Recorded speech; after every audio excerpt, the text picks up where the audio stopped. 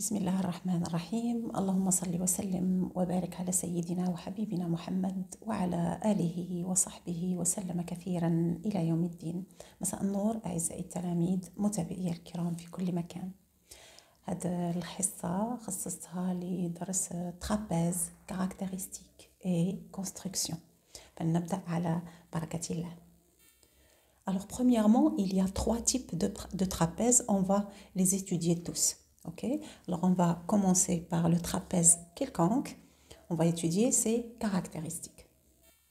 Alors voilà, comme vous voyez, c'est un trapèze. Ok, je vais l'appeler ABCD.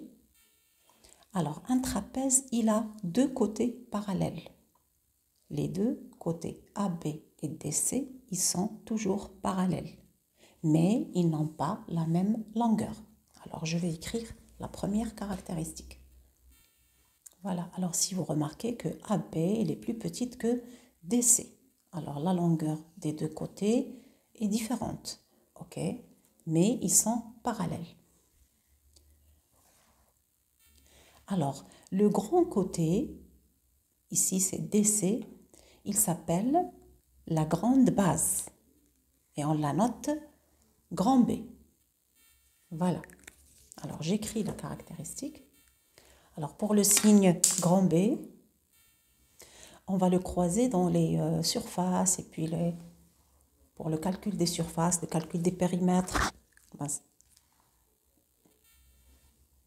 Le côté AB est appelé la petite base et on le note petit b.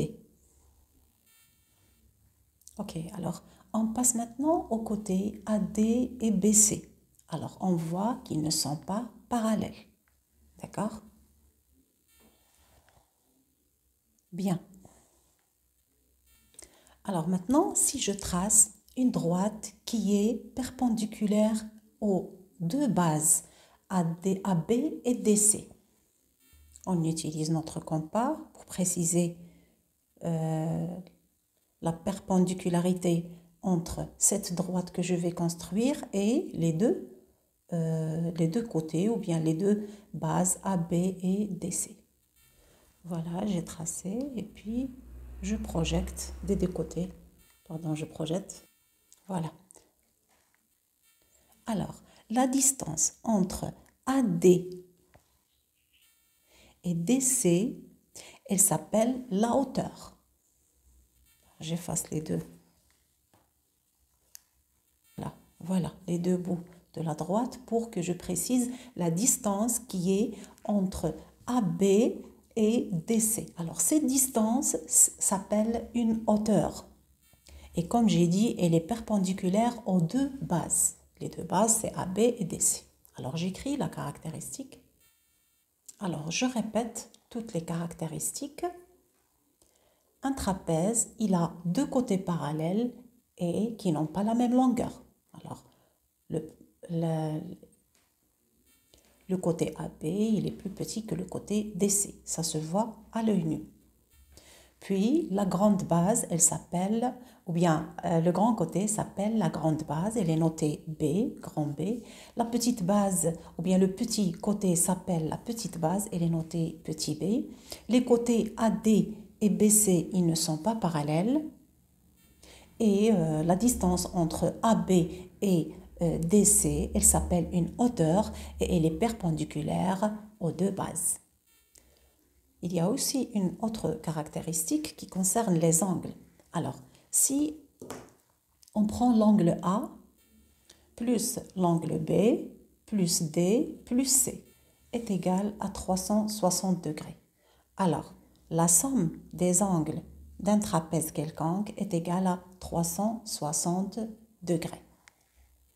Ok, alors maintenant, on va passer à un autre type de trapèze, le trapèze rectangle. Alors, pour le trapèze rectangle, il a une caractéristique qui est différente, ou bien qui la spécifie. Alors, il a un angle droit, ok? Alors, on voit que D, c'est un angle, le côté D, ou bien l'angle est droit. On vérifie avec l'équerre. Voilà. De même pour le côté qui est le côté A, ou bien l'angle A, pardon. Alors l'angle A, il est aussi droit. Voilà. Alors on voit que le côté AD, il est perpendiculaire aux deux bases AB et DC. Alors c'est pour ça que l'angle A est droit et l'angle D est droit aussi. Alors j'écris pour la caractéristique, il a deux angles droits. Et comme le trapèze quelconque, alors les côtés opposés, ils sont parallèles, AB et DC. Et on remarque que le côté AD de ce trapèze, il représente la hauteur. D'accord? Alors pour le trapèze rectangle, le côté AD, le côté qui est droit, qui représente deux angles droits, il représente aussi la hauteur de ce trapèze. Voilà, alors c'est tout. Alors je répète les caractéristiques d'un trapèze rectangle. Il a des côtés opposés qui sont parallèles, comme tout trapèze. Il a deux angles droits et le côté AD, il représente la hauteur du trapèze. Alors maintenant, je passe aux angles, d'accord? Les angles. Alors les angles du trapèze. Alors un côté ou bien un angle droit, il mesure 90 degrés. Alors puisqu'il a deux angles droits, je vais écrire aussi 90 dans l'angle A. Alors maintenant, si je mesure l'angle B avec le rapporteur, alors je vois qu'il mesure 120 degrés. Ok. Et j'écris 120 degrés. Ok. Alors, si on nous demande de calculer l'angle C sans le mesurer, on va le calculer. Alors, la somme des angles d'un trapèze, c'est 360 degrés. Ok. Alors, on va retrancher toute la somme des angles A, B et D. Je remplace la mesure de A et D par 90 degrés. Et puis, j'ajoute 120, la mesure de B. Ok. Alors, est égal, bon, si je fais la somme, 90 plus 90, 0 plus 0, ça donne 0, et 9 plus 9, c'est 18. Ok, plus 120. Je fais juste la somme. Alors maintenant, c'est 180 plus 120. 0 plus 0, c'est 0. 8 plus 2, c'est 10. J'écris 0, je retiens 1. 1 plus 1, ça donne 2. Et le 1 de la retenue, c'est 3. Alors, la somme des trois angles A, B et D, c'est 300 degrés. Maintenant, je retranche 300 de la somme totale des angles du trapèze, qui est 300. Je retranche 300 de 360. Alors, ça donne 0. Si je fais l'opération horizontalement, alors 0 moins 0, ça donne 0. Et puis 6 moins 0, c'est 6. Et 3 moins 3, c'est 0. Bon, on n'écrit pas, ça y est, c'est 60 degrés. L'angle C, il mesure 60 degrés. OK? Alors maintenant, on passe à un troisième type de trapèze, le trapèze isocèle.